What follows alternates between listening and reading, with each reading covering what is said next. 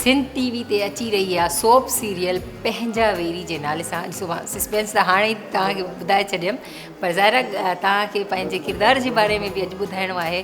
तव्हां मूंखे कॉमेडी कंदे बि ॾिठो, सीरियस कुझु किरदारनि में बि ॾिठो, मस्ती ऐं फन कंदे बि ॾिठो, पर हिन पंहिंजा वेरी जेका सीरियल आहे उन में तव्हां मूंखे ॾिसंदव हिकु नेगेटिव करेक्टर में।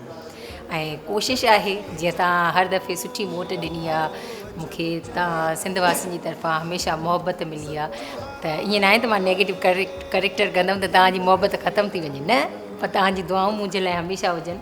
मां लालची छोकिरी आहियां ॾाढी दुआउनि जे मामले में, त इहा ई लालच आहे, दुआ आहे, ऐं अॼु अचण जो मक़सदु बि इहो आहे त तव्हां सभिनी खे ॿुधायूं त पंहिंजा वेरी में हिकिड़ो नेगेटिव किरदारु करे रही आहियां, ऐं किरदार जो मुंहिंजे किरदार जो नालो आहे हसीना बेगम। सो मतां मां किथे हसीना लॻंदी बि हुजां, किरदार जो नालो कुझु अहिड़ो आहे, ऐं आतंकवादियुनि वारो थोरो टच आहे, ज़ाल माण्हू किरदारु आहे, ऐं उमेदु इहा आहे त इनशाला तव्हां सभिनी खे पसंदि ईंदो। वधीक वरी जॾहिं तव्हां असांखे ॾिसंदव सोप सीरियल जॾहिं ऑन ईयर थी सिंध टीवी ते, त पोइ तव्हांजी फीडबैक जो इंतज़ारु हूंदो, कमेंट्स तव्हांजा मां रीड कंदी रहंदमि इनशाला। ऐं वरी वक़्ते वक़्ते सां तव्हां सभिनी सां मुलाक़ात थींदी रहंदी। हाणे मां मोकिलायां थी, पर यादि रखिजो सिंध टीवी जे लाइ नई सोप सीरियल अची रही आहे पंहिंजा वेरी, ऐं पंहिंजी दुआउनि में हमेशह मूंखे यादि रखिजो। अल्लाह हाफ़िज़।